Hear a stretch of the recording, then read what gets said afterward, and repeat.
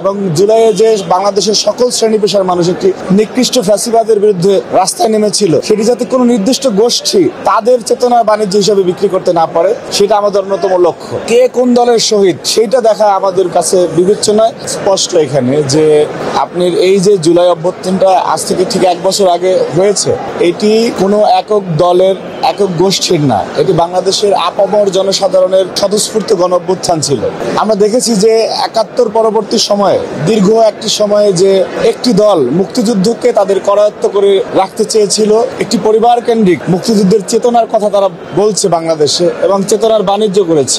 আজকেও জুলাই অভ্যুত্থান পরবর্তী সময়ে যাতে জুলাইয়ের যে চেতনা এবং জুলাইয়ে যে বাংলাদেশের সকল শ্রেণী পেশার মানুষ একটি নিকৃষ্ট ফ্যাসিবাদের বিরুদ্ধে রাস্তায় নেমেছিল, সেটি যাতে কোনো নির্দিষ্ট গোষ্ঠী তাদের চেতনার বাণিজ্য হিসেবে বিক্রি করতে না পারে, সেটা আমাদের অন্যতম লক্ষ্য। এখানে এই কারণে ফ্যাসিবাদ বিরোধী সকল সংগঠনকে আমন্ত্রণ জানানো হয়েছে বিএনপির পক্ষ থেকে, এবং কে কোন দলের শহীদ সেইটা দেখা আমাদের কাছে বিবেচ্য নয়, বিএনপির কাছে বিবেচ্য নয়। বিষয় হচ্ছে সে জুলাই অভ্যুত্থানের একজন যোদ্ধা, জুলাই অভ্যুত্থানের শহীদ, অর্থাৎ যারা বাংলাদেশকে ধারণ করে, বাংলাদেশের জন্য যারা জুলাই রাস্তায় নেমেছিল, তাদের সকলকে সাথে নিয়েই বিএনপি এগিয়ে যাবে, বাংলাদেশ এগিয়ে যাবে, এটাই আমাদের প্রত্যয়। এখানে কোনো ধরনের, যেহেতু একটি বৈষম্যের বিরুদ্ধে এই আন্দোলনের সূচনা হয়েছিল, আর কোনো নতুন বৈষম্যের যাতে জন্ম না হয় যে আমরা এটার স্টেক হোল্ডার, অমুক স্টেক হোল্ডার, এই শব্দ চাই না, আমরা শুনতে চাই না। আমরা সবাই মিলেই জুলাই অভ্যুত্থানে ফ্যাসিবাদ বিরোধীরা রাস্তায় ছিলাম এবং সবাই মিলে একটি সুখী সমৃদ্ধ বাংলাদেশ গড়বে, এটাই জুলাইয়ের প্রকৃত চেতনা হওয়া উচিত। এবং সেটিকে ধারণ করেই